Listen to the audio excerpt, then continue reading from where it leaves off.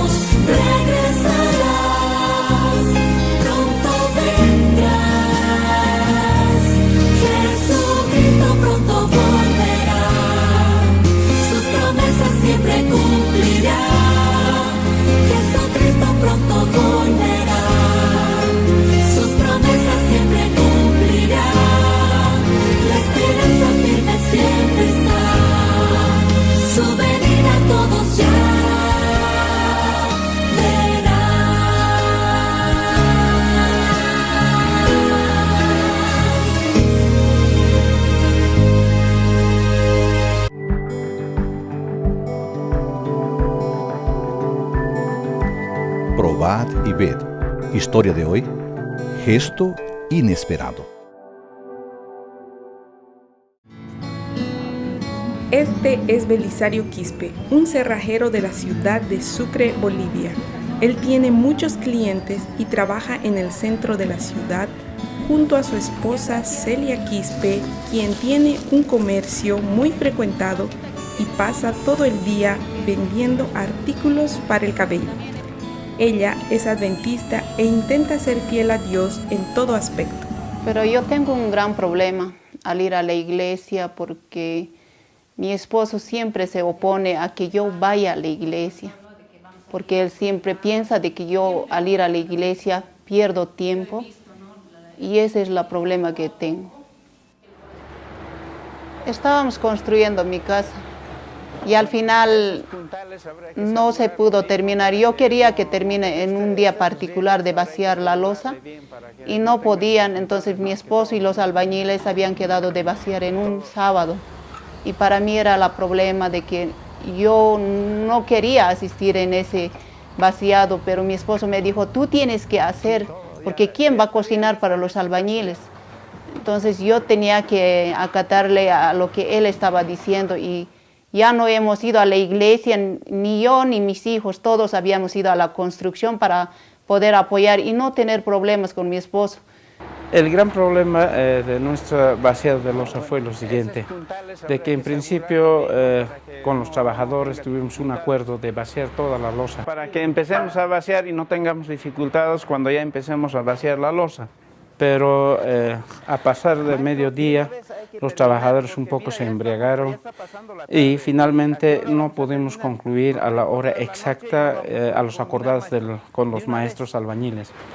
Uno en uno de los trabajadores empecé a hablar, pero no estaban en un estado conveniente para poder continuar el trabajo. Maestro, levanta de una vez, hay que terminar de una vez, maestro. Para agravar este problema, se secó el agua y fue un caso lamentable porque no sabíamos de dónde traer el agua. Estaba preocupado ya porque las horas avanzaban, la tarde llegaba y estábamos muy cerca a anochecer. Hermanos, quisiera un minuto de su atención, por favor. Saben, seguramente usted se preguntará, la hermana Celia no ha venido hoy a la iglesia. Entonces ha tenido una dificultad, no ha podido venir justamente porque le falta concluir una parte de la construcción de la losa. Entonces nosotros tenemos que dar un testimonio al esposo, necesitamos ayudarla. Entonces, hermanos, yo quiero pedir ahora a ustedes, a los jóvenes, a unos 10 o 15, para que podamos ir allá a la casa de la hermana. ¿Cuánto les gustaría apoyar? Allá por lo menos unos 10, ¿puedo ver si podemos ir a apoyar a nuestra hermana? Muy bien, entonces vamos para allá. De pronto, unos jóvenes de la iglesia se aparecieron acá en la casa. Les agradecí a todos los jóvenes. Al final, la conclusión de la losa que trabajamos en horas de la noche fue en un momento oportuno el socorro, la ayuda que nos hicieron. Y les dije, gracias jóvenes, que pensé que era solo, pero a partir de hoy, ustedes también son mi familia. Y quiero pedir, implorar, sobre todo pedir a Dios y pedir a todos los que ven este video, puedan orar por mí y por mi familia. Ahora, quiero invitarte para que juntos podamos adorar a nuestro Dios a través de los diezmos y ofrendas. Que el Señor te bendiga.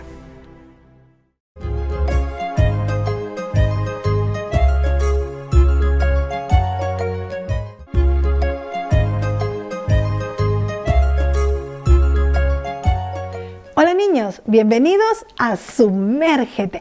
Es tiempo de ir más profundo en el estudio de la palabra de Dios. En esta oportunidad les voy a presentar a Iris. Iris comenzó a gritar, ¡mamá! ¡Papá! Y en ese momento su papá y su mamá se acercaron y le dijeron, ¿qué te pasa? Miren, Ella estaba viendo por la ventana. La casa de Rosita se está quemando. Y mientras que ella veía por la ventana, vio que un bombero entraba a la casa. Y se quedó muy nerviosa, no sabía lo que estaba pasando. Pero después de unos minutos, cuando ella vio que el fuego aumentaba, vio también que el bombero salía de la casa con una manta en los brazos. Y ella dijo, ¿qué estará pasando? Pero después el bombero puso la manta en el suelo y cuando la levantó era Rosita. Rosita había estado dentro de la casa y el bombero había entrado y la había salvado. En ese momento dio muchas gracias a Dios por haber cuidado a su amiguita y también le dio gracias porque había cuidado a ese bombero valiente que había entrado al fuego para sacar a su amiga. Pero después, reflexionando, se puso a pensar, así un día Jesús dejó el cielo, el hermoso cielo, para venir a esta tierra, para salvarme a mí. Y desde ese día, cada vez que veía una estación de bomberos, o veía así un camión de bomberos, o veía un bombero, ella recordaba el sacrificio de Cristo por ella y le agradecía a Dios porque un día su Hijo Jesús vino a esta tierra para salvarla a ella. ¿Saben, niños? Hace muchos años Jesús nació en esta tierra como un pequeño bebito. Mateo 1:21 dice, dará a luz un hijo y le pondrás por nombre Jesús, porque él salvará a su pueblo de sus pecados. Jesús vino a nacer como un pequeño bebé. Hay algunas cosas que quisiera contarles también. Jesús es verdaderamente Dios. En Mateo 1:23 dice, la Virgen concebirá y dará a luz un hijo y llamará su nombre Emmanuel. Emmanuel significa Dios con nosotros. Pero así como Jesús es verdaderamente Dios, Jesús también es verdaderamente humano.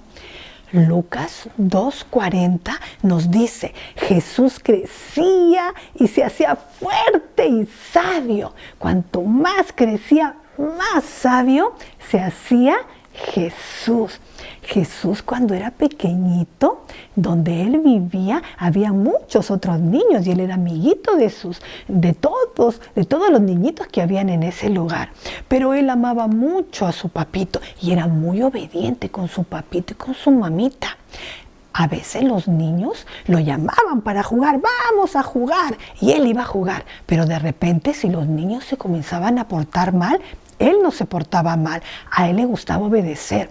A Jesús no le importaba ser diferente. Si alguien le decía que hiciera algo y él sabía que no estaba bien, a él no le importaba ser diferente. Él decía, no, yo no voy a hacer eso, yo tengo que ser obediente. Él siempre quería ser obediente a su papito, a su mamita y a su Padre Celestial también. Si alguna vez alguien te pide que tú hagas algo que no está bien, que no te importe ser diferente, porque tú lo que tienes que ser es especial, como era Jesús. Tú tienes que ser una niña o un niño especial, así como Jesús. Hacer siempre el bien y siempre ser obediente. A Jesús le gustaba salir a pasear con su papito también. Él amaba mucho a su papá, su mamá, sus hermanos. Pero a él no le gustaban las injusticias. Si cuando él salía a la calle o iba a las tiendas y él veía que alguien no estaba actuando bien, a él no le gustaba. Desde muy chiquito él se daba cuenta cuando alguien no actuaba bien. Y si una persona más grande le quería hacer daño a uno más chiquito, a Jesús no le gustaba, porque eso era una injusticia. A ti tampoco te deben gustar las injusticias y tampoco debes permitir que alguien más grande le haga daño a alguien más chiquito. Y si tú eres más grande que tu hermanito, no le debes hacer daño a tus hermanitos chiquitos. Tienes que cuidarlos con mucho cariño. A Jesús le gustaba pasear con su papito por diferentes lugares, pero él era paciente. Si el papito le decía, espérate que todavía tengo cosas que hacer, él no estaba impaciente. Nosotros tenemos que ser pacientes con nuestro papito, con nuestra mamita. Pero quieren que les diga algo, Jesús era bondadoso y era cariñoso con todos, no solamente con papito y con mamita. Él era cariñoso con sus amiguitos, con sus parientes también.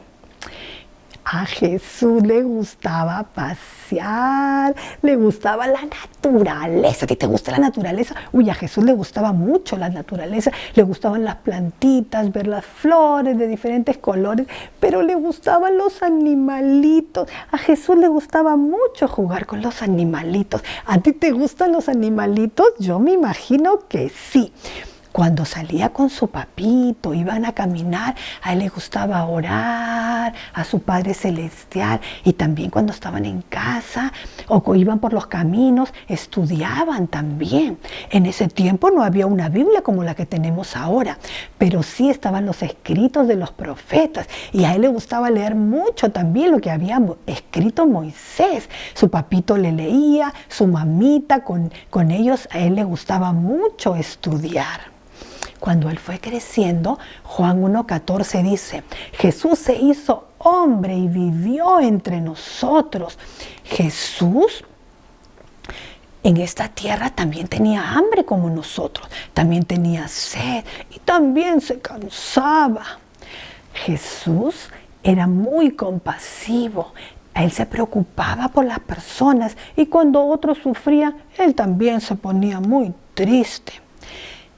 Jesús hacía muchos milagros, hizo muchos milagros en esta tierra. ¿Se acuerdan la de los panes y de los peces? Sí, un día Jesús estaba con mucha gente y la gente tenía hambre, estaba bien lejos del pueblo y no sabían qué iban a comer. Pero un niñito había llevado unos pececitos y unos panecitos, y con eso Jesús hizo mucha comida, y todos comieron, y todavía sobraron canastas de pan. Y la gente estaba muy feliz. Pero no solamente Jesús hizo eso. Jesús también sanó a las personas. Por los pueblos que él pasaba, sanaba. Pero no solamente sanaba del cuerpo, sino también sanaba del alma, y también perdonaba los pecados. Cuando alguien estaba sufriendo, Jesús también tenía mucha tristeza por esas personas y los ayudaba para que no solamente fueran sanos físicamente, sino emocionalmente y espiritualmente también. Jesús hizo muchas cosas que a veces son inexplicables porque eran milagros. Miren, un día él caminó sobre el agua. ¿Tú alguna vez has visto una persona que camina sobre el agua? No, eso no se puede. Pero Jesús lo hizo. También un día Jesús paró la tempestad. Y todas las personas que estaban con él se quedaron asustados. ¿Pero por qué lo hizo? Claro, él es el Hijo de Dios y él tenía poder para parar la tempestad. Un día Jesús sanó a un leproso y él estaba muy contento, paseando por los caminos, contándole a todos que Jesús lo había curado. Y un día hizo algo maravilloso. Un día resucitó a su amigo Lázaro. Eso fue algo que la gente no podía entender, cómo él podía tener ese poder para resucitar a una persona. Jesús hizo muchas cosas en esta tierra. A Jesús le gustaba caminar con la gente y enseñarles. Muchas veces él tomaba mucho tiempo para conversar con las personas y enseñarles muchas cosas.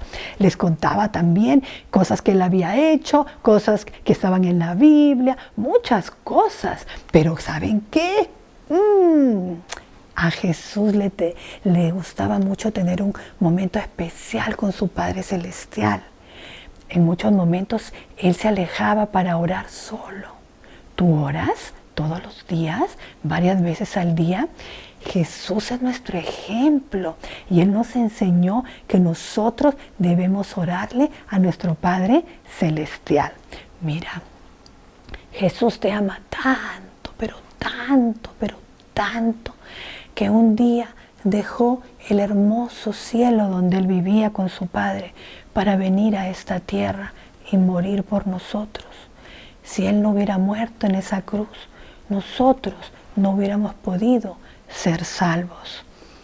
Pero cuando él murió, no solamente quedó allí, sino él después de 3 días resucitó. ¿Y quieres que te cuente algo? Él está en el cielo ahora esperándonos. El deseo más grande de Jesús es que nosotros un día vamos a ir con Él al cielo. Y lo único que tenemos que hacer es hacer lo que Él hacía. Es bien fácil. No es difícil ganar el cielo. Ganar el cielo es muy fácil. Lo único que tenemos que hacer es vivir como Él vivió. Así, amando a nuestros seres queridos, amando a las otras personas, obedeciendo, portándonos bien, siendo cariñosos, siendo compasivos. La Biblia nos enseña todo eso. Cuanto más estudias la Biblia, más conoces a Jesús. Y un día, cuando Él venga en la nube de los cielos, nos va a recoger y nos va a llevar a vivir con Él. ¿Tú te imaginas qué hermoso va a ser eso? ¿Cuánto te ama Jesús? No solamente vino a esta tierra porque te ama mucho, sino que Él murió por ti, para que un día tú también puedas estar con Él en las mansiones celestiales. Cada día Jesús te hace una invitación y te dice, ven, yo quiero ser tu amigo. Cada día cuando tú te levantas, tú le puedes decir, sí, yo quiero esa invitación, yo quiero ser tu amigo, yo quiero caminar contigo, yo quiero ser como tú eres. Y si todos los días hacemos eso, el día que Él venga vamos a estar más que listos, esperándolos para ir a vivir con Él en el cielo. Cada día Jesús te extiende la mano y te invita a estar con Él. Yo creo que tú sí quieres estar con Jesús cada día, ¿verdad que sí? Vamos a orar y vamos a pedirle a Jesús que nos ayude, ¿verdad? Que sí, vamos a pedirle a Dios, Señor, ayúdanos, que tu Espíritu Santo nos ayude cada día a parecernos más a Jesús, para que el día que Él venga en la nube de los cielos, nosotros estemos listos para ir a vivir con Él al cielo.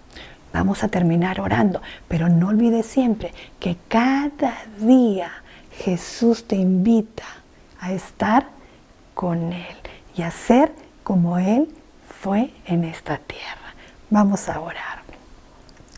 Padre nuestro que estás en los cielos, gracias, Señor, te damos porque un día tú mandaste a tu Hijo, Señor, a esta tierra, porque Él vivió entre nosotros. Queremos darte gracias porque Jesús, Señor, murió en esta tierra para que nosotros podamos ser salvos de nuestros pecados. Gracias, Señor, porque Él un día va a regresar por nosotros. Gracias por el ejemplo que Jesús nos dejó, su ejemplo de vida, Señor, de cómo Él vivió en esta tierra. Te queremos pedir que nos ayudes a parecernos cada día más a Jesús. Todo esto te lo pedimos en su nombre. Amén. Muy bien, niños, hoy día aprendimos un poco más sobre Jesús, ¿verdad que sí? Y ahora, aunque nos vamos a despedir, pronto nos vamos a volver a ver para seguir sumergiéndonos bien profundo y aprender más de la palabra de Dios. Bye.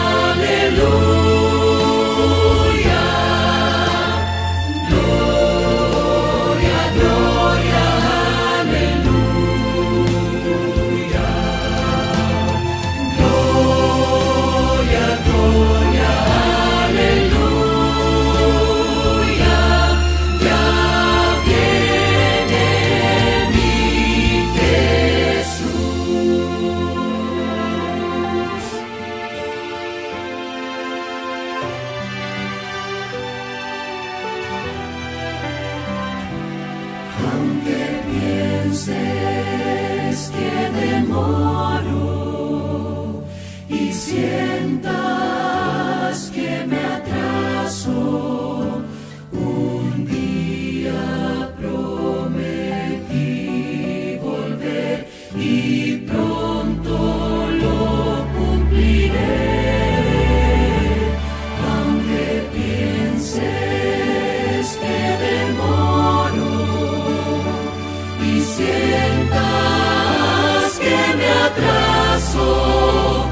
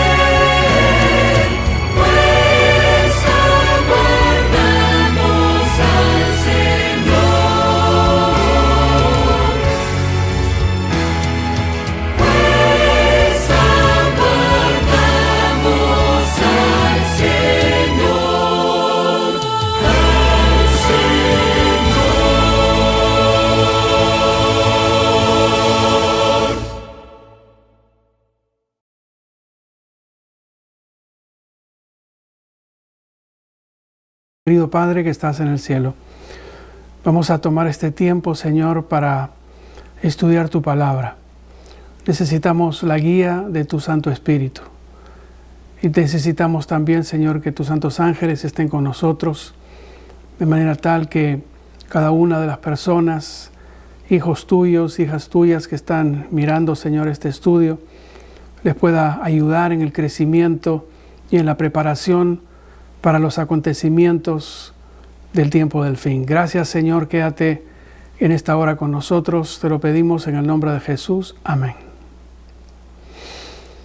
Hace algún tiempo atrás tuvimos la oportunidad de poder desarrollar el fin viene el fin número 1. En esta oportunidad vamos a tratar sobre el mismo tema, los acontecimientos del tiempo del fin, y esta va a ser el estudio 2. Algo que ustedes se van a dar cuenta en este estudio es que vamos a hacer un vistazo panorámico, como si más o menos nos estuviesen narrando en un libro unos acontecimientos que tienen que ver con el tiempo del fin. Indudablemente, por el tiempo, no es un estudio completo o exhaustivo, pero nos da la posibilidad de dar una mirada panorámica hacia el futuro de cómo es que se van a ir desarrollando los acontecimientos del tiempo del fin. En mi ministerio yo he encontrado que hay mucha gente que le fascina hablar sobre los acontecimientos del tiempo del fin. Y esto es bueno, pero el simple hecho de poder nosotros conocer lo que Dios ha dejado en su palabra sobre acontecimientos del futuro no nos ayuda simplemente si se queda como una noticia. No nos ayuda simplemente si pensamos de que, oh, bueno, yo ya conozco lo que va a acontecer en el futuro. Vuelvo a repetir, eso es bueno. Pero así como nosotros podemos agradecer a Dios porque en su palabra y en el espíritu de profecía se nos ha dejado la hoja de ruta que nos lleva a los acontecimientos finales de la historia de este mundo, también es un tiempo de preparación. Y ahí es donde muchas veces hay una diferencia en las personas. El hecho de que hay gente que le gusta conocer los acontecimientos del tiempo del fin, pero no hace el siguiente paso. El siguiente paso es un acto de preparación. Es un acto de poder ver cuáles son los requerimientos de Dios. ¿Qué es lo que Dios espera de mí?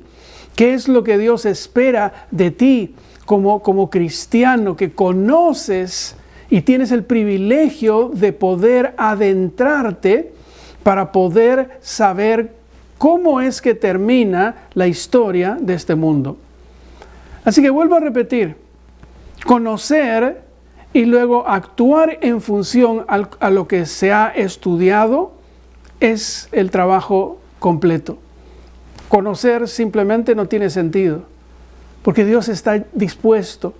Dios no ha dejado el conocimiento de los acontecimientos del tiempo del fin simplemente para satisfacer la curiosidad nuestra como seres humanos. El verdadero propósito es prepararnos. El verdadero propósito no es prepararnos mañana o pasado mañana. El verdadero propósito de Dios es que nos preparemos hoy en este tiempo. Y valgan verdades, estamos viendo cómo se van desarrollando los acontecimientos frente a nosotros. Los movimientos están siendo extremadamente rápidos y eso es lo que se menciona también como parte del paquete profético que nosotros creemos como Iglesia Adventista del Séptimo Día. Así que yo voy a utilizar varios versículos bíblicos, como les mencioné hace un momento, donde vamos a hacer un vistazo panorámico, de manera tal que podamos nosotros recordar y darnos cuenta el tiempo que estamos viviendo. Ahí en el libro de Ezequiel, en el capítulo 7 y en los versículos 6 y 7 está este versículo. Viene el fin viene. Se ha despertado contra ti, he aquí que viene, la mañana viene para ti, oh morador de la tierra. El tiempo viene, cercano está el día de tumulto y no de alegría sobre los montes. Este versículo menciona de que indudablemente viene el fin. Pero no solamente viene para algunas personas, viene para todo ser humano. Por eso es que dice allí para todo morador de la tierra.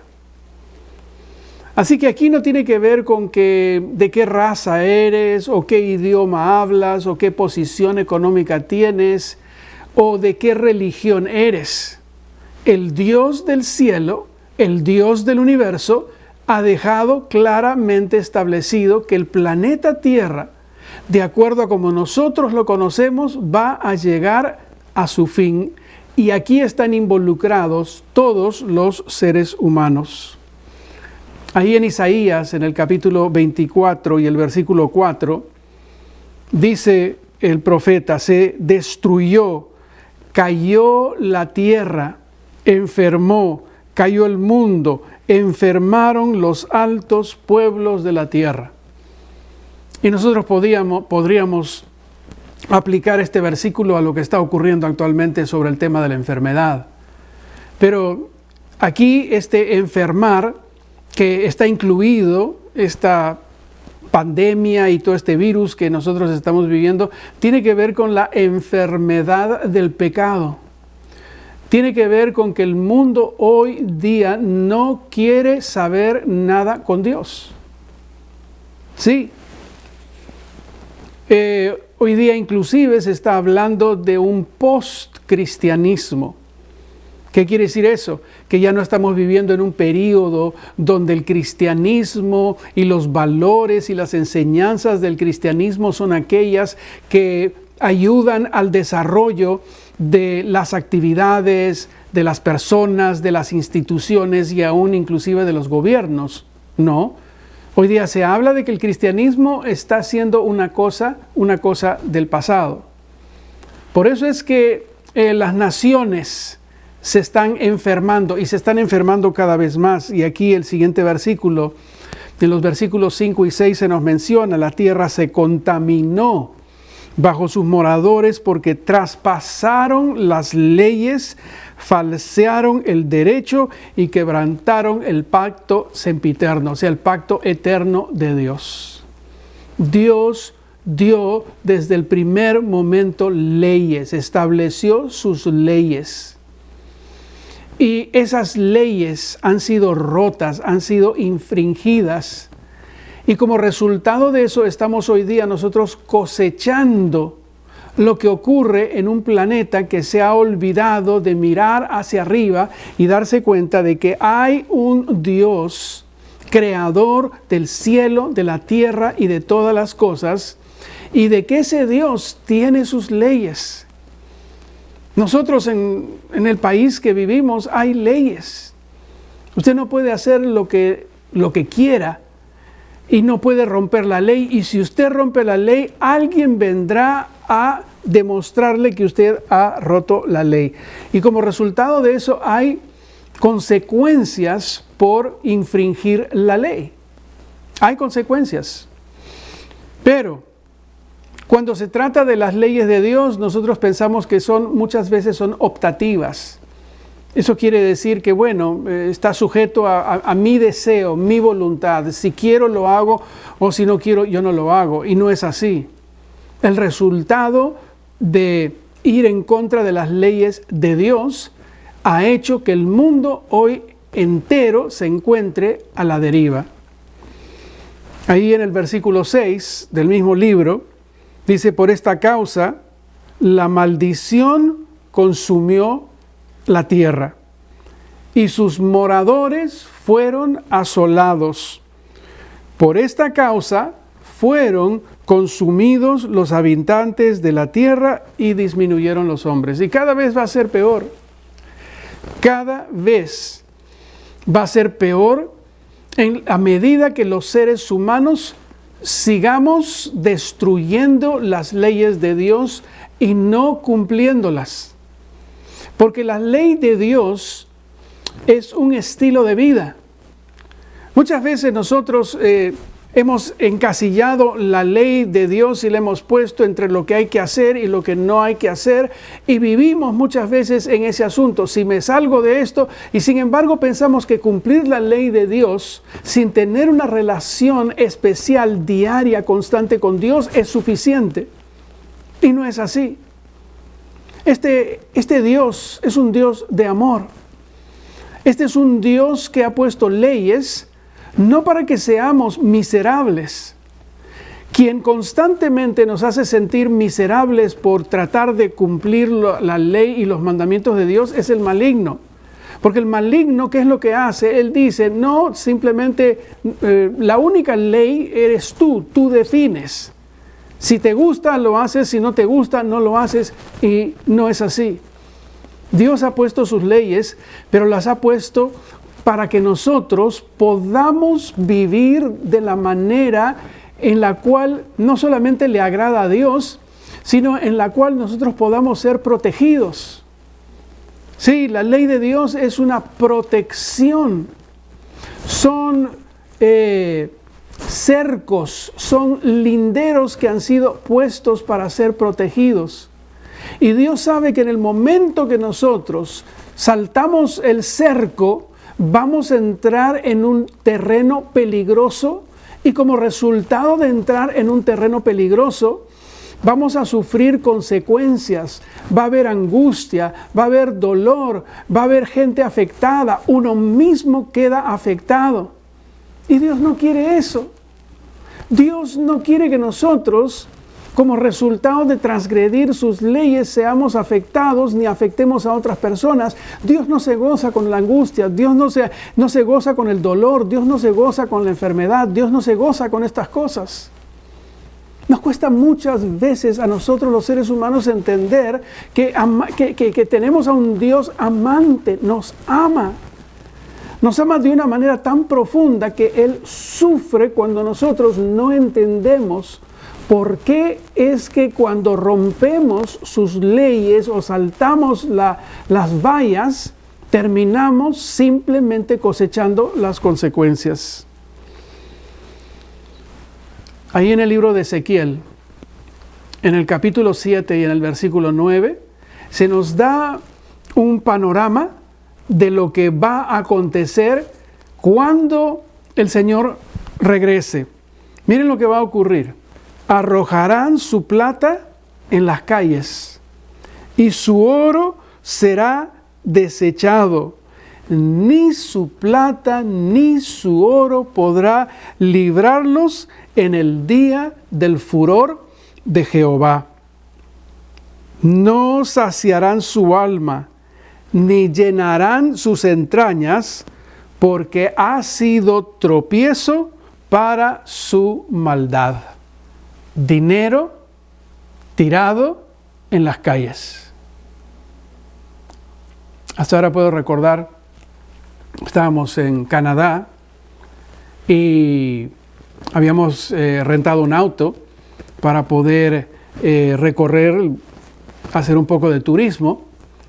Y fuimos a estacionar y cuando bajo del auto, miro hacia el suelo y veo un billete. Y créanme que no lo boté. Miré para todas partes, de repente a alguien se le había perdido el billete, no había absolutamente nadie, agarré el billete y me lo guardé. ¿Por qué? Porque el dinero tiene un valor. Ninguno de ustedes iría por la calle simplemente tirando dinero, porque la gente pensaría que usted está loco. Pero hay un día que la Biblia dice que el dinero no significará absolutamente nada. Tanto así, como ustedes pueden ver acá, el dinero simplemente siendo echado en las calles, porque el dinero es bueno y ayuda. La obsesión del dinero es el problema, porque aquí dice que no podrá librarte ni el dinero ni el oro en el día del furor de Jehová, porque no llenan el alma. El dinero es un medio para lograr cosas y por eso es que todos nosotros trabajamos para obtener los fondos y los recursos, y yo mencioné en un tema anterior de que es importante esto, pero la obsesión de poder simplemente acumular y acumular y acumular de manera tal que podamos llenar nuestras almas, no hay manera que el dinero y las posesiones nos puedan llenar ni satisfacer, porque hay un espacio dentro de nuestro ser que solamente puede ser llenado por la presencia de Dios. Ahí en el libro de Apocalipsis, en capítulo 6 y los versículos 14 y 15, ustedes tienen que imaginarse esto. Los versículos que estamos leyendo es para que nosotros podamos imaginarnos. Miren, ya acontecieron todas las cosas y sin embargo nosotros encontramos allí de que ¿qué es lo que va a acontecer? Ya estamos en el mismo momento en el cual el Señor Jesús está viniendo. Dice, y el cielo se desvaneció como un pergamino que se enrolla, y todo monte, toda isla se removió de su lugar. Y los reyes de la tierra, ustedes van a contar acá que hay 7 grupos de personas. Dice, los reyes de la tierra, los grandes, los ricos, los capitanes, los poderosos, todo siervo, todo libre, se escondieron en las cuevas y entre las peñas de los montes. Y decían a los montes y a las peñas, caed sobre nosotros y escondednos del rostro de aquel que está sentado sobre el trono y de la ira del Cordero, porque el gran día de su ira ha llegado. ¿Y quién podrá sostenerse en pie? Miren, Si ustedes miran el versículo anterior, ese es un día terrible. Es un día terrible. Es un terremoto tan grande que sacude por completo el planeta Tierra. Y ahí está la gente, desesperada, angustia, corriendo de un lado para otro. Pero no solamente es el terremoto aquí abajo, sino que es el resplandor de la venida de Jesús. Y la gente ahora empieza a pedir a las piedras que simplemente ese día, ¿no?, que caigan sobre ellos. ¿Para qué? Para esconderse de esa luz, la refulgencia de la venida de Jesús. Porque la luz de la venida de Jesús, para aquel que se mantuvo en pecado, es una luz destructora. Sí, pero para aquel que se mantuvo fiel, aquel que todos los días tenía una relación con Jesús a través del estudio de su palabra, aquel que compartía la palabra del Señor, aquel que andaba buscando por todas partes dónde hay alguien con quien puedo compartir estas enseñanzas, aquel que iba llevando invitaciones para que la gente conozca el amor salvador de Cristo Jesús y luego los vea entregar su vida a través de las aguas del bautismo, aquel que era fiel en su trabajo, aquel que era desinteresado y lo hacía no para impresionar a nadie, pero lo hacía porque amaba a Dios. Ese no tiene el problema. Ese no tiene ningún problema cuando Jesús está volviendo. Es este otro que simplemente sale corriendo, busca entrar a las cuevas pidiendo de que sean ocultados por el resplandor tan impresionante que produce la venida de Jesús.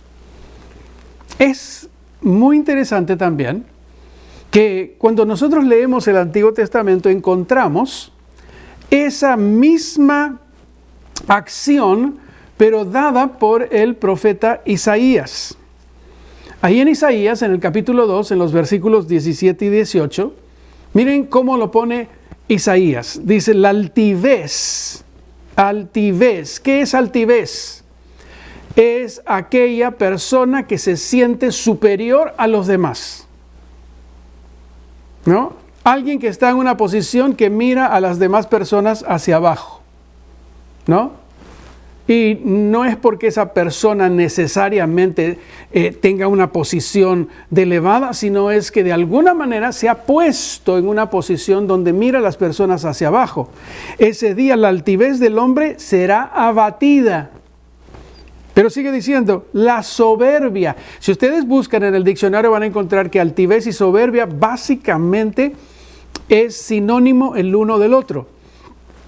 La característica es que la gente que es altiva y soberbia siempre maltrata a las demás personas.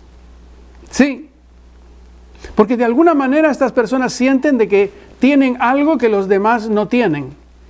En muchos casos pueden ser títulos, en otros casos pueden ser dinero, pueden ser posesiones, pero la raíz fundamental de la altivez y de la soberbia no es otra cosa que el orgullo.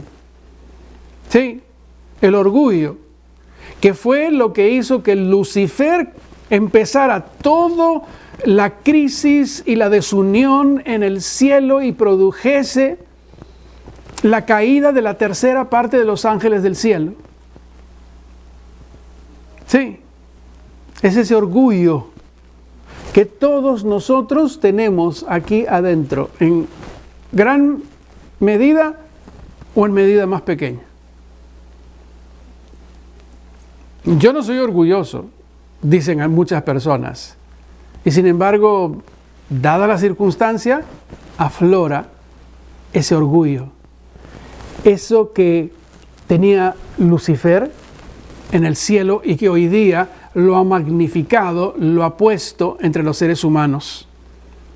Pero la altivez del hombre será abatida, la soberbia de los hombres será humillada, y solo Jehová será exaltado en aquel día y quitará totalmente los ídolos. Ahí ustedes pueden ver la imagen de de estos ídolos que están caídos. Pero no solamente se refiere a estos ídolos que ustedes van encontrando en las excavaciones arqueológicas, bíblicas. Ídolo es todo aquello al cual tú le dedicas una buena cantidad del tiempo en tu vida. Pueden ser cosas y pueden ser personas. Sí, pastor, yo no tengo ídolos. Mira bien y te vas a dar cuenta. Ídolo es aquello a lo cual tú frecuentas, a lo cual tú pasas la mayor cantidad de tiempo. Vuelvo a repetirte, pueden ser personas, pueden ser posesiones, pueden ser acciones, manera de ser, ¿no? Analiza, pídele al Espíritu Santo que te muestre y vas a encontrar que nosotros todos tenemos algún tipo de ídolo. El problema de los ídolos es que toman el tiempo que nosotros deberíamos utilizar para poder tener una relación con Jesús más cercana. Toman un tiempo valioso, nos roban ese tiempo, porque no nos dan la oportunidad de poder crecer cada vez más en el conocimiento del amor salvador de Cristo Jesús. Si tú dependes solamente el día sábado de la escuela sabática de esta meditación, que ciertamente busca despertar el interés de que puedas ser un discípulo diario, que tengas una relación estrecha con Jesús todos los días. Si tú dependes de estas dos cosas solamente, no has hecho mucho. Porque esto es algo que hay que tener toda la semana. Esto es algo que hay que desarrollar todo momento. Y en la medida que nosotros logremos tener una relación permanente, diaria con Jesús, no por obligación, nosotros vamos a darnos cuenta de que se produce un crecimiento. Y se produce lo que se llama madurez espiritual. Madurez espiritual, que es lo que nosotros queremos llegar. Pero los ídolos nos quitan esa madurez, porque no nos dan la oportunidad de avanzar. Muchas veces estamos con el conocimiento que hemos adquirido cuando recién entramos a la iglesia. Algunos avanzan un poquito más, algunos tienen un poquito más de conocimiento, otros se quedan estancados y pasan los años y siguen teniendo el mismo conocimiento que tenían en los primeros años que llegaron a la iglesia. Y sin embargo es nuestro privilegio crecer todos los días. Porque cuando nosotros estudiamos la palabra de Dios es tan amplia, es tan vasta, que no hay manera para decir, yo ya lo conozco todo, yo ya lo sé, eso ya lo escuché. No, hay un nivel más que avanzar. Hay un nivel más que proseguir en la medida que nosotros tengamos ese deseo. Sigue diciendo en el versículo 19, lo que habíamos leído en el Nuevo Testamento en Apocalipsis 6. Y se meterán en las cavernas de las peñas y en las aberturas de la tierra por la presencia temible de Jehová y por el resplandor de su majestad cuando Él se levante para castigar la tierra. ¿Por qué se produce el castigo? Por el versículo que leímos en Isaías. ¿Por qué? Porque los seres humanos, los moradores de la tierra, han roto las leyes de Dios, y el resultado de romper las leyes de Dios tiene consecuencias. Nosotros podemos estar involucrados en este grupo. A pesar de estar en la iglesia, nosotros podemos estar en este grupo porque necesitamos nosotros prepararnos. Nosotros necesitamos, tú te preparas todos los días o para ir al trabajo. Tú te preparas cuando las cosas estaban normales, te preparabas para ir a la iglesia. Si tú vas a ir de viaje, vas a visitar a tus familiares, tú te preparabas, arreglabas tu maleta para poderte ir de viaje. Bueno, Si nosotros vamos a emprender el viaje para llegar al reino de los cielos, necesitamos prepararnos. Este es un tiempo de preparación. Este es el tiempo donde nosotros necesitamos prepararnos para poder conocer más a aquel que nos quiere llevar a vivir con Él por la eternidad. En el versículo 20 dice, aquel día arrojará el hombre a los topos y murciélagos. Y recuerden, los topos y los murciélagos, los topos viven bajo tierra y los murciélagos viven en las cuevas. ¿Qué van a arrojar? Sus ídolos de plata, sus ídolos de oro que le hicieron para que adorase. O sea, finalmente estas personas se terminan perdiendo. ¿Por qué? Porque dejaron de adorar al Dios del cielo y terminaron adorando sus propios ídolos. Y ya yo mencioné hace un momento, cosas, ideas, personas, acciones. Y alguno de ustedes por ahí va a decir que lo que estoy diciendo de repente los pone nerviosos. Sí, hay muchos que sus ídolos son los equipos de fútbol. Ay, pastor, no se meta allí. Yo solamente lo menciono. Ídolo, anda siguiendo por aquí, por allá. Su itinerario lo arma en función. Hay un partido aquí para allá. Todo en exceso es malo. Y sin embargo, podemos llegar a un punto en el que nos olvidamos quiénes somos. Y solamente estoy dando un ejemplo, pueden ser otras cosas. Pueden ser otras cosas, pero tú las conoces. Pídele al Señor que te ayude a verlo. Versículo 21. Se meterán en las hendiduras de las rocas y en las cavernas de las peñas por la presencia formidable de Jehová y por el resplandor de su majestad cuando se levante para castigar la tierra. Mateo 24:30. Sigan la secuencia de lo que está ocurriendo.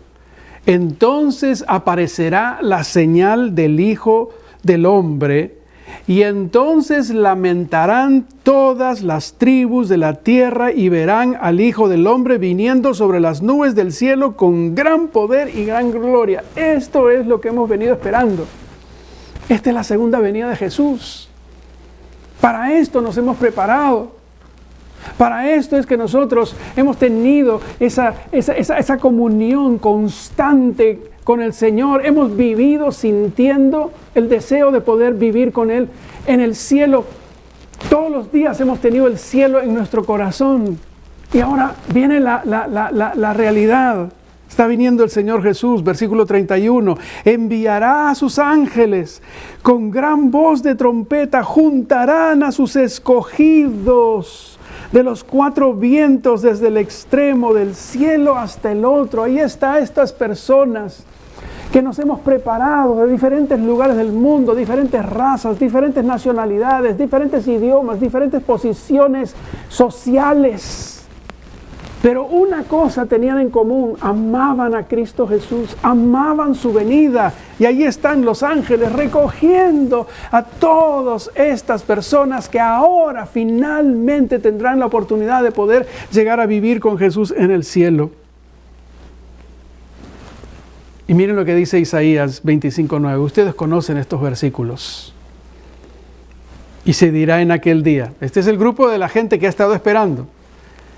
Este es nuestro Dios. No dice este es Dios. No, este es mi Dios. Este es el Dios que yo conozco. No solamente cuando estoy en problemas. Este es el Dios que yo conozco todos los días. Este es el Dios con el que yo me relaciono todos los días. Este es el Dios con el cual yo bebo sus enseñanzas diariamente. Este no es una figura borrosa. Esta no es una figura imprecisa. Ese es el Dios, es mi Dios, nuestro Dios. Le hemos esperado. Adventista espera el advenimiento y nos salvará. Este es Jehová a quien hemos esperado, la redundancia, esperado, hemos estado esperando. Pero ¿saben qué cosa? Mucha gente se va de la iglesia porque se cansa de esperar. Porque la espera desespera, dicen algunos, y se van de la iglesia. Y sin embargo, aquí está, esperando. ¿Y cuál va a ser el resultado? La salvación. Este es Jehová, a quien hemos esperado. Y fíjense bien, nos gozaremos, nos alegraremos 2 veces en su salvación. Este día es real. Esto no es sacado de un libro de un cuento de hadas, es verdadero. Llega finalmente ese día. Pero miren lo que sigue ocurriendo. Jeremías, capítulo 4, los versículos 24-25, dice: miré a los montes y aquí que temblaban. ¿Se acuerdan del gran terremoto de Apocalipsis 6? Toda la tierra temblando, y todos los collados fueron destruidos. Miré y no había hombre, y todas las aves del cielo se habían ido. Me pareció interesante esta declaración de Jeremías. Pero miren lo que dice en Apocalipsis, capítulo 19, versículo 7. Vi a un ángel que estaba en pie en el sol y clamó a gran voz diciendo a todas las aves que vuelan en medio del cielo. Miren, tienen que imaginarse esto. Ahí está este ángel. Venid y congregaos a la gran cena de Dios. Hay algunas personas, cuando yo hablo sobre este tema, le dicen: ¿cuántos de ustedes quieren formar parte de la cena de Dios? Y toda la iglesia levanta la mano.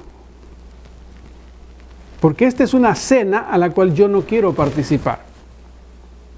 Yo no quiero formar parte de la cena de Dios. Y ustedes van a darse cuenta por qué. Porque en este mismo capítulo habla de la cena de Dios y habla de la fiesta de las bodas del Cordero. Pero mucha gente se confunde porque dice la cena de Dios, la gran cena de Dios, y yo quiero estar allí. Y yo le voy a decir por qué tú no debes hacer planes de poder estar en la gran cena de Dios. Porque aquí está este ángel y está llamando a todas las aves para que las aves se reúnan para la gran cena de Dios. ¿Y qué es la gran cena de Dios? Para que las aves coman carne. ¿Se acuerdan que leímos en Apocalipsis 6 los 7 tipos de personas que estaban corriendo y pidiendo que les caigan los montes encima y metiéndose en las cuevas? Para que se coman a esta gente, porque miren, para que comáis carne de reyes, de capitanes, carne de fuertes, carne de caballo, de sus jinetes, carne de todo, libre, esclavo, pequeño y grande. Así que tú no quieres estar en la gran cena de Dios, porque en la gran cena de Dios tú no comes, sino que te comen. Te comen las aves. Y eso es lo que va a terminar ocurriendo. Con toda la destrucción, con toda la gente que quede simplemente muerta, pues las aves vendrán y tendrán un gran festín. Apocalipsis 19 dice: y vi a la bestia, a los reyes de la tierra y a sus ejércitos reunidos para guerrear contra el que montaba el caballo y contra su ejército. Aquí Jesús se utiliza la figura de viniendo en su caballo. Es una figura simbólica, pero es una figura muy interesante. Porque aquí viene Jesús montado, viene en son de guerra, viene en son de retribución. Pero ¿qué dice el versículo 20? Y la bestia, que ese es tema de otro día, algunos de ustedes lo conocen y lo saben, fue apresada y con ella también el falso profeta, que había hecho delante de ella las señales con las cuales había engañado a los que recibieron la marca de la bestia y habían adorado su imagen.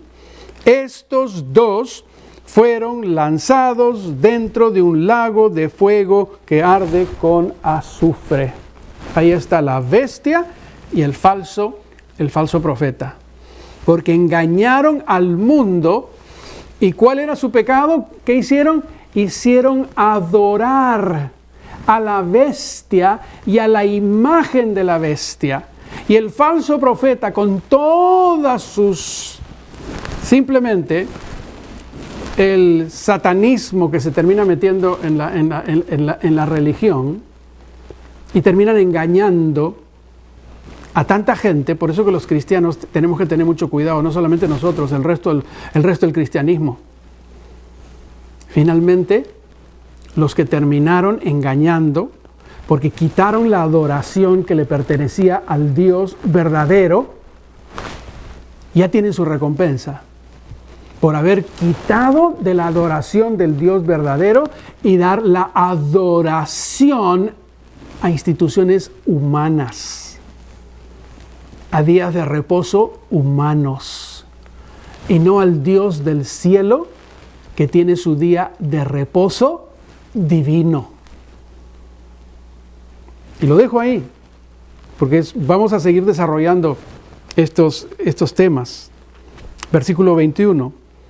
Y los demás fueron muertos con la espada que salía de la boca del que montaba el caballo. Y miren, y todas las aves se saciaron de las carnes de ellos. La gran cena de Dios.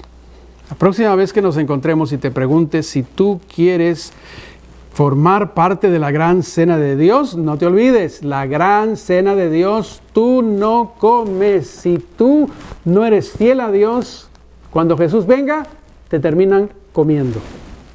Tú lo que quieres es ir a las fiestas de las bodas del Cordero. Ahí comes, ahí te dan la bienvenida por haber sido fiel. Según de Pedro, capítulo 3, versículos del 10 al 14. Pero el día del Señor vendrá como ladrón en la noche, en el cual los cielos pasarán con grande, dice, estruendo, y los elementos ardiendo serán deshechos, y la tierra y las obras que en ellas hay serán quemadas. Miren, esto es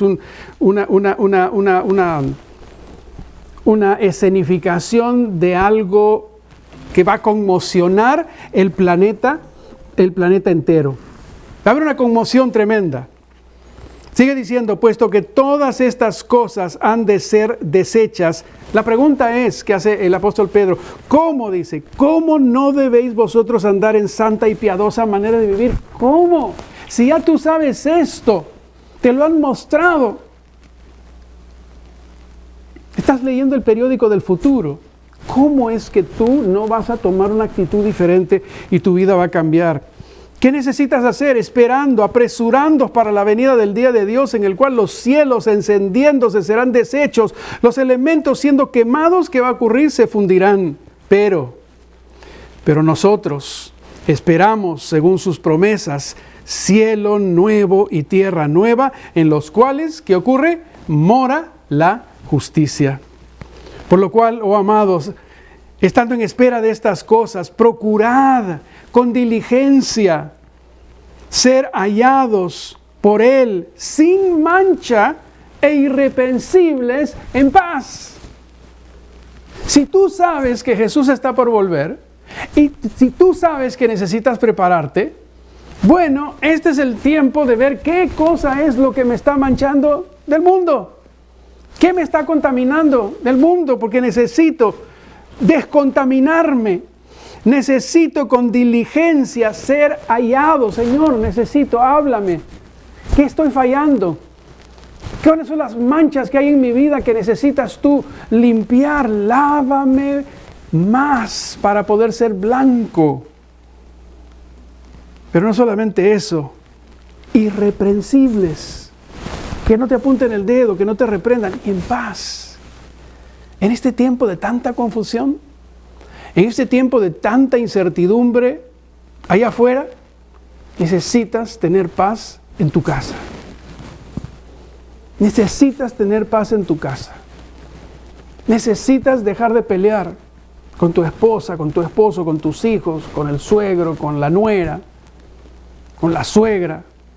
Necesitas tener paz en tu trabajo. Necesitamos tener paz en la iglesia. Aquí está. Esto no es paz que viene en el futuro, esto es paz que comienza hoy día, que comienza ahora. Porque esto es parte de la preparación. Si me estoy preparando, le voy a poner diligencia. Sí, hay momentos donde simplemente da la impresión que no tendría que haber paz, pues es el momento que le pongo la diligencia, es el momento donde pido, Señor, aquí estamos con situaciones adversas, necesitamos pedirle a Dios y Él produce los resultados.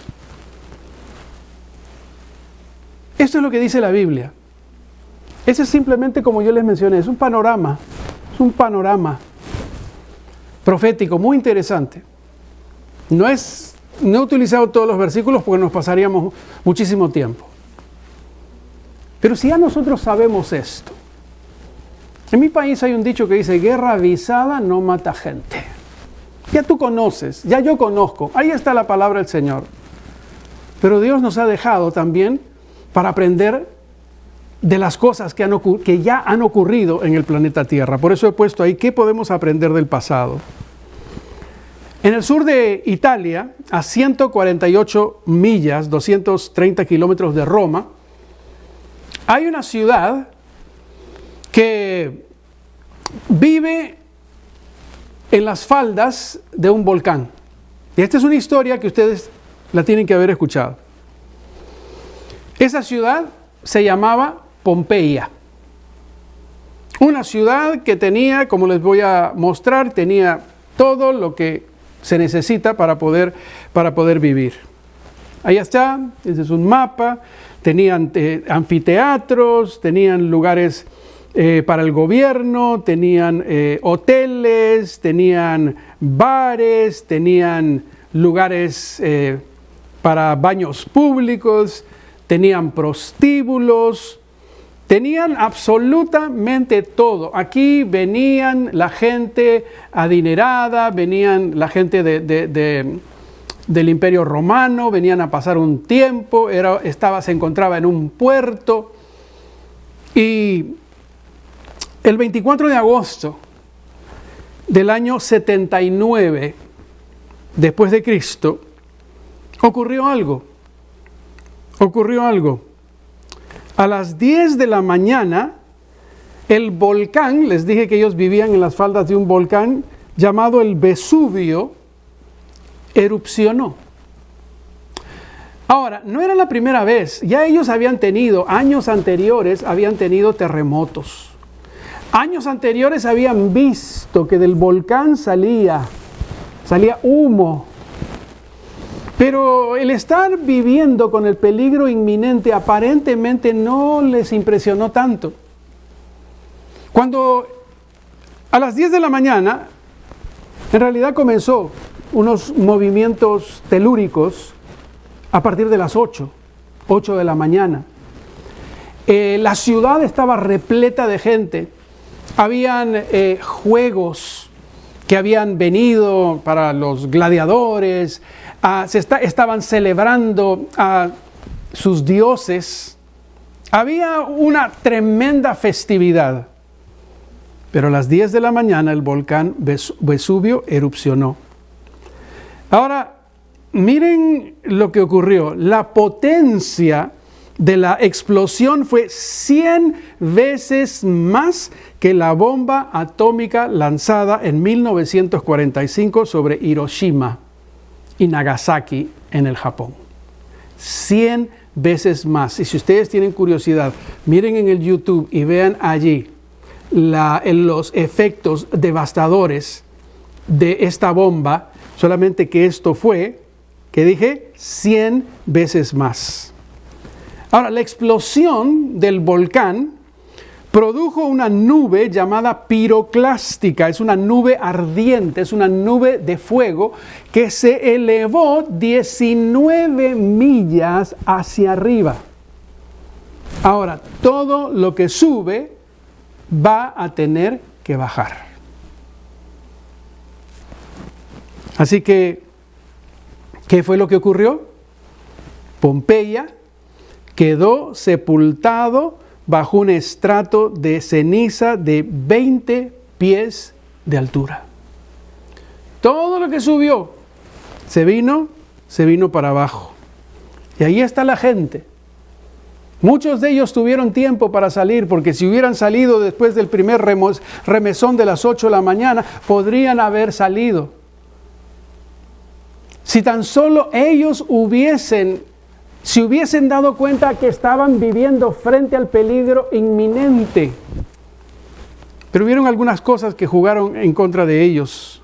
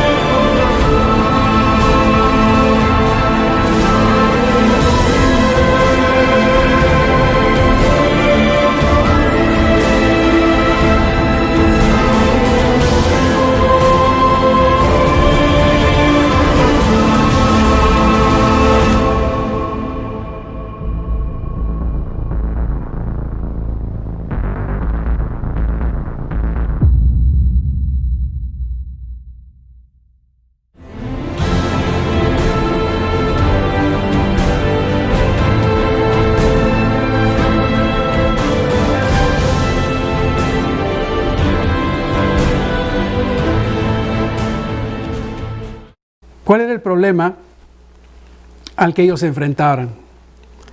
Un geógrafo griego llamado Estrabón había descrito ese volcán, el Vesubio, como una planicie estéril, un campo de escoria sembrado de abismos de labios ennegrecidos, indicio de la existencia de un fuego interior apagado. Ese volcán no pasa nada, está apagado. Así que vivan tranquilos, gocen de la vida. No, aquí no pasa absolutamente nada.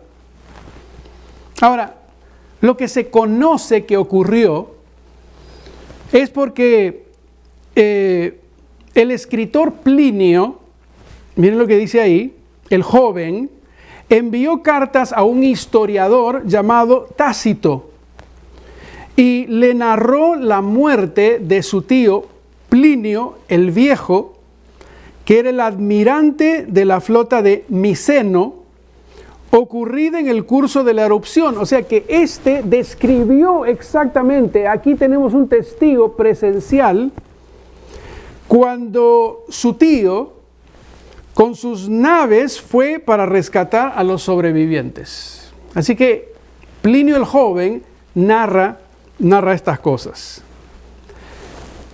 Una vez que se produjo esa desgracia, esta gente quedó, no voy a decir enterrada, quedaron encenizados, desaparecieron por completo. Y no fue sino por casualidad que 1500 años después de la desaparición de Pompeya, bajo el mandato de Carlos III de Borbón, comenzaron las excavaciones para redescubrirla. Y ahí está, esta es una de las fotos, ya cuando se empezó a redescubrir Pompeya. Estas son algunas de las fotos que yo he tomado no todas las fotos que están allí las he tomado. Tuvimos la oportunidad juntamente con Ana María de poder estar allí en ese lugar y es algo sumamente impresionante.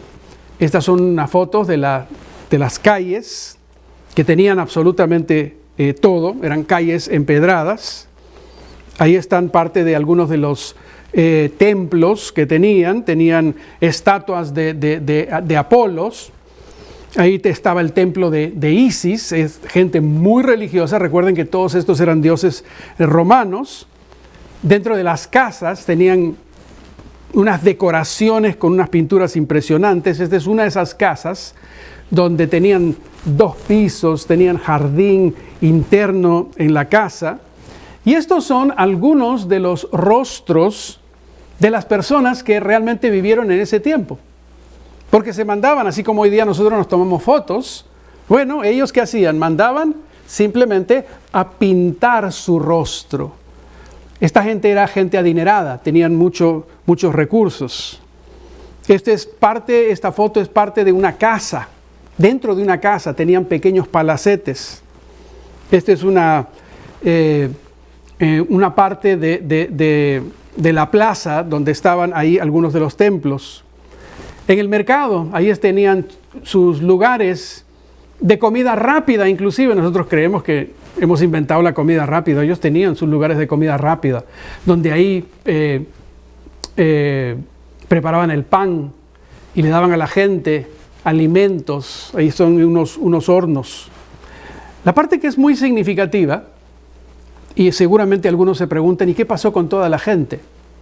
Bueno, fue tan rápida la destrucción que la gente murieron asfixiados. No se puede respirar ceniza. ¿Y qué fue lo que ocurrió? Que esa gente quedó allí y cuando empezaron el trabajo de excavación, encontraron que estaban la gente allí, estaban muchos de ellos calcinados. Y un arqueólogo científico italiano se le ocurrió que a los cadáveres que ellos encontraban, y ahí está, los arqueólogos han conseguido sacar a la luz las formas humanas de las víctimas enterradas debajo de las cenizas, virtiendo yeso en el hueco que han dejado en el terreno los cuerpos ya descompuestos. Así que le metieron yeso y entonces ustedes van a ver, ahí están excavando, sacando a los seres humanos que murieron, cada uno en la posición que les agarró la erupción del volcán. Ahí están, esto es por ejemplo una escena del mercado. Ahí estaba la gente de compras. Y ahí están cómo quedaron. Ahí hay madres, padres. Este es impresionante, porque aquí está esta mujer y quien está encima es su bebé. Y ahí está la mujer clamando. Miren las manos de ella, está en una posición de oración. Pero fue tan súbito que se quedó exactamente en esa posición. Es como que el tiempo se hubiese congelado. Este es otro que me llamó la atención. Este hombre, ya sin correr ni nada, se quedó en esa posición. Miren, simplemente está esperando la muerte. Lo más interesante que ahí, entre sus brazos y sus piernas, tenía la bolsa de su dinero, sus posesiones, lo que fue tan valioso para él, guardar sus posesiones, y sin embargo encontró la muerte. Esta es otra imagen de un perro que su dueño lo dejó amarrado y nadie se dio el trabajo de desamarrarlo.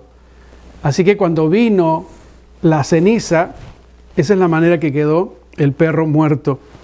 Este es el caballo. Ahí quedó ese caballo. Murió instantáneamente.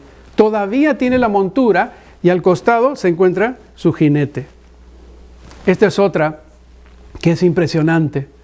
Este hombre está en una posición de cubrirse el rostro por lo que está viniendo, por lo que está cayendo. Una muerte súbita, terrible. Este otro está boca abajo. Miren la expresión de frustración. ¿Qué hago? La vida se me va. Esta es la de un niño. Qué terrible. Las desgracias no son selectivas, no agarran a una persona de mayor edad, simplemente agarran a todos los seres humanos. Este es otro grupo de seres humanos, madres e hijos que se encontraban en la calle. Este es un mendigo. Este es un mendigo que se quedó exactamente en la posición mientras estaba mendigando. Ahí le agarró la muerte. Y en este podemos ver el rostro terrible de esta persona, esa angustia. Está muriéndose. Y la muerte le sorprendió. No tuvo tiempo para hacer absolutamente más nada. La muerte sorprende. Yo les mencioné que tenían algunas cosas en contra de ellos. Les había mencionado que el geólogo griego les había dicho de que simplemente ese era un volcán que estaba apagado. Los pobladores de Pompeya tuvieron mucho tiempo para decidir si lo que decía el geógrafo era cierto o no. Miles murieron ignorando el peligro inminente en que ellos vivían. Todo es cuestión de decisión en la vida. Decisiones. Las decisiones que tú tomas van a ser decisiones para vida o van a ser decisiones para muerte. Pero todos los días tenemos que tomar decisiones. Ellos tomaron decisiones y miren, ahí está simplemente el resultado de lo que terminó ocurriendo. Hermanos queridos, la Biblia nos explica que el planeta Tierra, tal como nosotros lo conocemos, va a llegar a su fin. Va a llegar a su fin. La Biblia lo menciona. 1 Tesalonicenses capítulo 5 versículo 3 dice: cuando digan paz y seguridad, entonces vendrá sobre ellos destrucción repentina como los dolores a la mujer encinta y no escaparán. Así como esta gente, ese día se levantaron, se fueron de compras, se fueron a las diferentes cosas que iban a hacer ese día, porque era día de fiestas, todos esos días. Nunca pensaron que iban a quedar sepultados totalmente para que luego nosotros hoy día podamos ser testigos de la historia de ellos. Pero Jesús es el centro de todas las profecías del tiempo del fin. Te digo lo que te dije al comienzo. Conocer lo que va a acontecer en el planeta Tierra no significa absolutamente nada, a no ser que Jesús sea el centro. Jesús es el que nos está compartiendo, nos está dando el mensaje. Mira, esto es lo que va a acontecer. Necesitas hoy día acercarte más a mí. No tenemos nada que temer porque Jesús está en medio de su iglesia y tiene cuidado de ella. Esa es una imagen del libro de Apocalipsis, donde Jesús está en medio de su iglesia.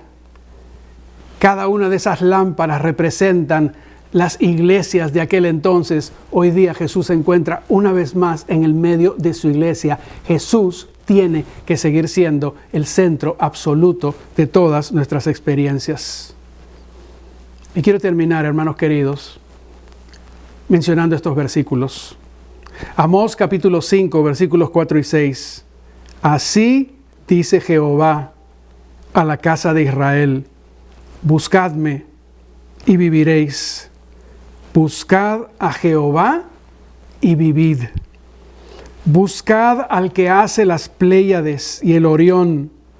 Vuelve las tinieblas en mañana y hace oscurecer el día como la noche. El que llama a las aguas del mar y las derrama sobre la faz de la tierra. Jehová es su nombre. Aquí hay un desafío de amor. Búscame y vas a vivir. Oh, ¿quieres que te diga mis credenciales? Soy el creador del cielo y de la tierra. Soy el que hace las cosas que él acaba de describir en estos versículos. No tenemos nada que temer del futuro. Pero hoy más que nunca, es tiempo de buscar a Jesús diariamente. Sabemos lo que va a acontecer, pero necesitamos prepararnos para esos acontecimientos. Que Dios pueda bendecirte. Que al reflexionar en los acontecimientos del tiempo del fin, no nos desesperemos ni nos angustiemos, sino que recordemos que Jehová, nuestro Dios, Él es quien tiene el control absoluto de todas las cosas.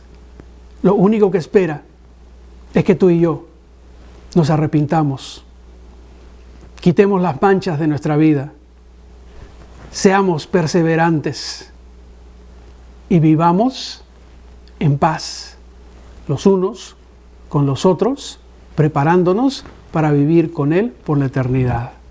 Vamos a orar. Querido Padre que estás en el cielo, gracias Señor por este vistazo panorámico de los acontecimientos del tiempo del fin. Gracias porque tú nos amas.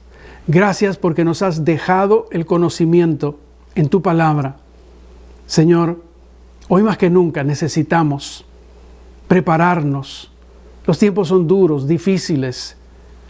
Permite que tu Santo Espíritu toque nuestra mente, nuestro corazón, de manera tal que, Señor, podamos estar listos, ya sea que vivamos, que muramos, podamos saber que aunque muramos vamos a resucitar porque nos hemos preparado todos los días. Gracias por tu amor. Gracias porque tú eres el centro de las profecías y los acontecimientos del tiempo del fin. No es la desgracia el centro, tú eres el centro. Y gracias porque nos das tu Santo Espíritu para prepararnos. Quédate en la vida de cada uno de mis hermanos y mis hermanas. Son favores que te rogamos confiando en Cristo Jesús, nuestro Señor, nuestro Salvador. Amén. Hermanos queridos, este es un buen tiempo para comenzar a leer el conflicto de los siglos. Hay muchos adventistas que nunca han leído completo el conflicto de los siglos. Agárralo. Empieza con oración. Este es un tiempo donde necesitamos tener ese conocimiento. Te lo dejo ahí como una sugerencia y que el Espíritu Santo te ayude a que tú puedas realmente agarrar ese libro con oración y prepararte para el encuentro con Jesús, tú y tu familia.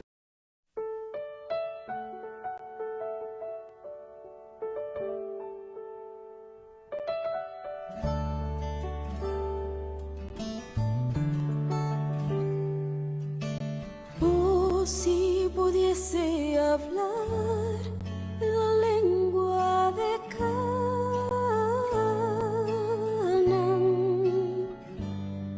te diría un poco de la gloria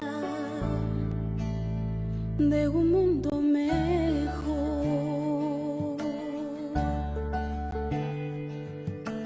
Oh, si pudiese hablar en la lengua de Canaán,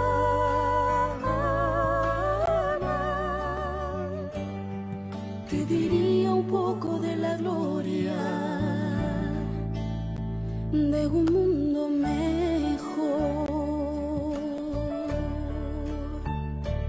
donde noche no hay y el Cordero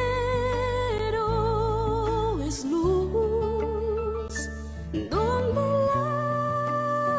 lágrimas no hay. Oh, el cielo no es como la tierra. Oh, no, no, no. Oh, si pudiese hablar en la lengua de Canaán,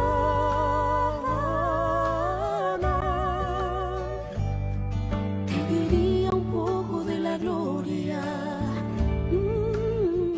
de un mundo mejor.